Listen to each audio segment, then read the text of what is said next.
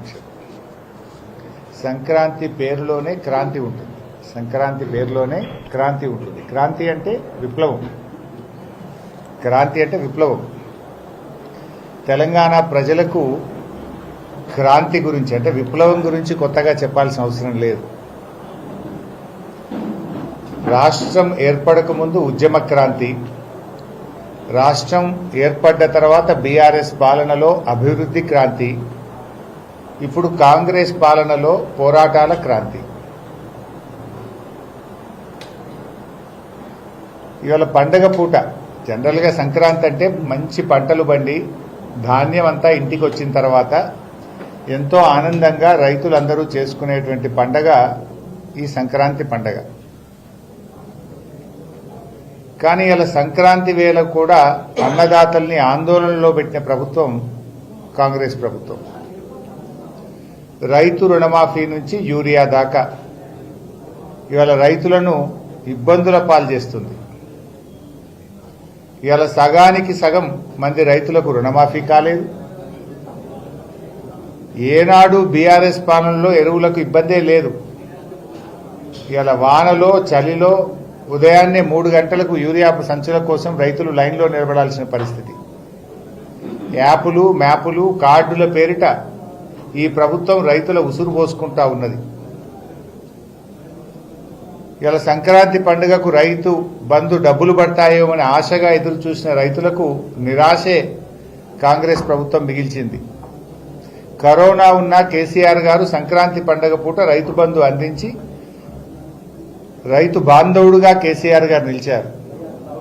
కానీ కాంగ్రెస్ ప్రభుత్వం ఇటు రైతు బంధు వేయలేదు, రుణమాఫీ పూర్తి చేయలేదు, యాసంగి పంటలకు బోనసు ఇవ్వలేదు.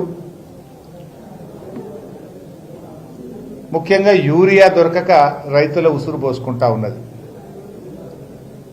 కేసీఆర్ గారు దేశంలో ఎక్కడ లేని విధంగా రైతును రాజు చేయాలని రైతు బంధు పథకాన్ని ప్రవేశపెట్టి 73,000 కోట్ల రూపాయల రైతు బంధును అందించిన నాయకుడు కేసీఆర్. 24 గంటల ఉచిత కరెంట్ అందించిన నాయకుడు కేసీఆర్. రైతు బీమాను అందించిన నాయకుడు కేసీఆర్.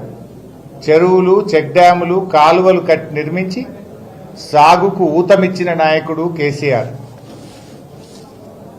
ఈ రకంగా అద్భుతంగా వ్యవసాయాన్ని కేసీఆర్ గారు అభివృద్ధి చేశారు. కాంగ్రెస్ 24 గంటల కరెంట్ అన్నది 12 గంటలకి కుదించింది. 2 పంటలకు రైతు బంధు ఇచ్చింది, 2 పంటలకు రైతు బంధు ఎగ్గొట్టింది.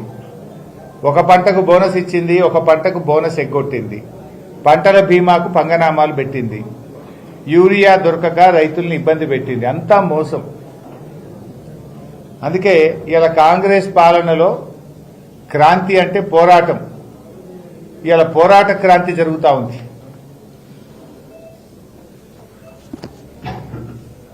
ఇకపోతే ఈ మధ్య రేవంత్ రెడ్డి గారి స్టేట్మెంట్ మీరందరూ చూసుకుంటారు. ఏమన్నాడంటే, ఏదైనా బండి మీద తెలుసో తెలియక వేగంగా వెళ్తానో పెనాల్టీలు పడితే ప్రజల అకౌంట్ల నుంచి నేరుగా నగదు బదిలీ చేయాలని రేవంత్ రెడ్డి గారు ఆదేశాలు ఇచ్చారు. అంటే నీకు తెలియకుండా నీ బ్యాంక్ అకౌంట్ నుంచి పైసలు కట్ చేసుకోమంటున్నారు. అంటే ట్రాఫిక్ ఛాలెంజ్ల పైన రేవంత్ రెడ్డి గారు ప్రజల అకౌంట్ల నుంచి నేరుగా బ్యాంకు నుంచి వాళ్ళకి చెప్పకుండానే, వాళ్ళకి తెలియకుండానే నగదు బదిలీ కట్ చేసుకోండి, గవర్నమెంట్ అకౌంట్లో వేసుకోండి అంటుండ్రు. కేసీఆర్ గారి హయాంలోనేమో నగదు బదిలీ ప్రజల అకౌంట్లోకి పంపిండు. రైతు బంధు డైరెక్ట్ ప్రజల అకౌంట్లో వేసిండు కేసీఆర్. అవ్వాతాతలకు 2000 పెన్షన్ నేరుగా అకౌంట్లో వేసిండు కేసీఆర్. కానీ రేవంత్ రెడ్డి ఏమంటుండు, ప్రజల అకౌంట్ల నుంచి లాక్కొని ప్రభుత్వ అకౌంట్లు వేసుకుంటా అంటుండు రేవంత్ రెడ్డి. అసలు ప్రజలకు తెలియకుండా తమ అకౌంట్ నుంచి డబ్బు తీసుకుపోయేటోళ్ళని ఏమంటాము? సైబర్ నేరగాళ్ళు అంటాం. సైబర్ నేరగాళ్ళు నీకు తెలియకుండా నీ అకౌంట్ల నుంచి పైసలు ఎత్తుకపోతారు. మరి సైబర్ నేరగాళ్లకు ఈ రేవంత్ రెడ్డికి తేడా ఏందో నాకైతే అర్థమవుతలేదు. నువ్వు డైరెక్ట్ కట్ చేయంటుండు. నేను అంటున్నా, రేవంత్ రెడ్డి ఎన్నికల ముందు మీరు ఏం చెప్పిండ్రు? బాండ్ పేపర్ మీద రాసిచ్చారు. బాండ్ పేపర్ మీద రేవంత్ రెడ్డి స్వయంగా సంతకం పెట్టిండు. డిసెంబర్ నెల నుంచి అవ్వాతాతలకు 4,000 పెన్షన్ ఇస్తా అన్నావు. మహాలక్ష్మి కింద మహిళలకు 2,500 ఇస్తా అన్నావు. తులం బంగారం ఇస్తా అన్నావు. మరి అవి ఏమైనాయి? నువ్వు బాండ్ పేపర్ మీద రాసిచ్చి నువ్వు స్వయంగా సంతకం పెట్టి ఒట్లు పెట్టుకున్నావు కదా. మరి ఒట్లు పెట్టుకున్నందుకు నెల నెల అవ్వాతాతలకు ఇవ్వాల్సిన 4,000 రూపాయల డబ్బులు కానీ, ఆడపిల్ల పెళ్లికి ఇస్తామన్న తులం బంగారం కానీ, మహాలక్ష్మి పథకం కింద మహిళలకు ఇస్తామన్న నెలకు 2,500 రూపాయలు రేవంత్ రెడ్డి అకౌంట్ నుంచి మరి సీదా ఆటో క్రెడిట్ చేసే పని కూడా చేయాలని నేను డిమాండ్ చేస్తా ఉన్నా. నువ్వు ఛాలెంజ్ డబ్బులు ఆటో క్రెడిట్ చేస్తా అంటున్నావు కదా బ్యాంకుల నుంచి. మరి నువ్వు కూడా బాండ్ పేపర్ మీద రాసిచ్చి ఒట్లు పెట్టి సంతకం పెట్టించినావు కదా.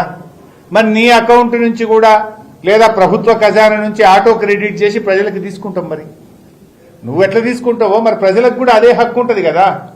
ప్రజలకు బాండ్ పేపర్ మీద రాసిచ్చి సంతకం పెట్టి ఒట్లు పెట్టి నువ్వు మాట ఇచ్చినప్పుడు మరి ఆటో క్రెడిట్ ప్రజలకు కూడా ఇవ్వాలి. 4,000 పింఛన్ ఇవ్వాలి, మహాలక్ష్మి 2,500 ఇవ్వాలి, college fees reimbursement SC ST BC విద్యార్థులకు ఇవ్వాలి, అక్క చెల్లెళ్లకు తులం బంగారం ఇవ్వాలి. ఇది కూడా ఆటో క్రెడిట్ పెట్టుకుందాం. మరిగా నీ రేవంత్ రెడ్డి అకౌంట్ నుంచి పెడదామా, గవర్నమెంట్ అకౌంట్ నుంచి పెడదామా, అది కూడా ఆటో క్రెడిట్ పెట్టు. ప్రజల పైసలు లాక్కోవడానికి ఆటో క్రెడిట్ పెడితే ప్రజలకు ఇవ్వాల్సిన డబ్బులకు కూడా ఆటో క్రెడిటే పెట్టాలి కదా. రిటైర్డ్ ఉద్యోగులకు ఇవ్వాల్సిన పెన్షన్ డబ్బులు కావచ్చు, మా ప్రభుత్వ ఉద్యోగులకు రావాల్సిన డిఏలు కావచ్చు, పీఆర్సీలు కావచ్చు, మా ఆర్టీసీ కార్మికులకు రావాల్సిన వేతన ఒప్పందం కావచ్చు, ఆశా అంగన్వాడీ ఈజీఎస్ ఉద్యోగులకు ఇచ్చినటువంటి హామీలు కూడా ఆటో క్రెడిట్ పెడదాం.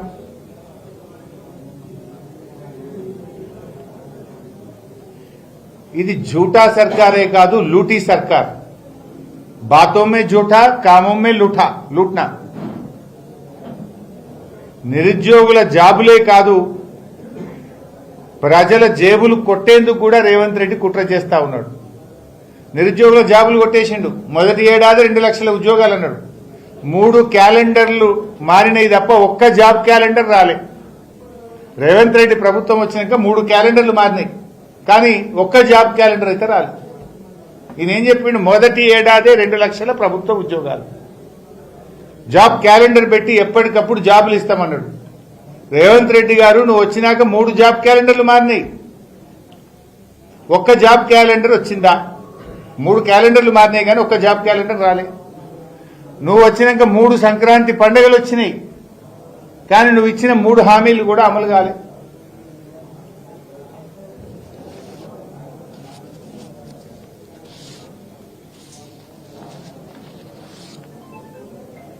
ఈ సంక్రాంతి పండుగకు రైతు బంధు డబ్బులు రైతుల అకౌంట్లలో పడితేని రైతులు ఎంతో ఆశగా ఎదురు చూశారు.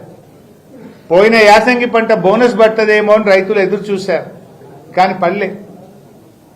నువ్వు ఓట్ల కోట్లకు ఇస్తావు. కేసీఆర్ ఏమో నాట్లకు రైతు బంధు ఇస్తే రేవంత్ రెడ్డి ఓట్ల కోట్లకు ఇస్తాడు.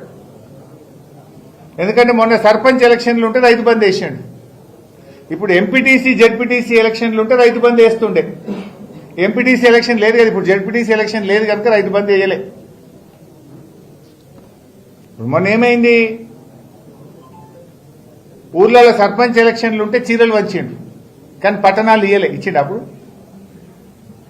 ఊర్లలో సర్పంచ్ ఎలక్షన్లకేమో చీరలు ఇచ్చిండు, పట్టణాలకు మాత్రం చీరలు ఇయ్యలే.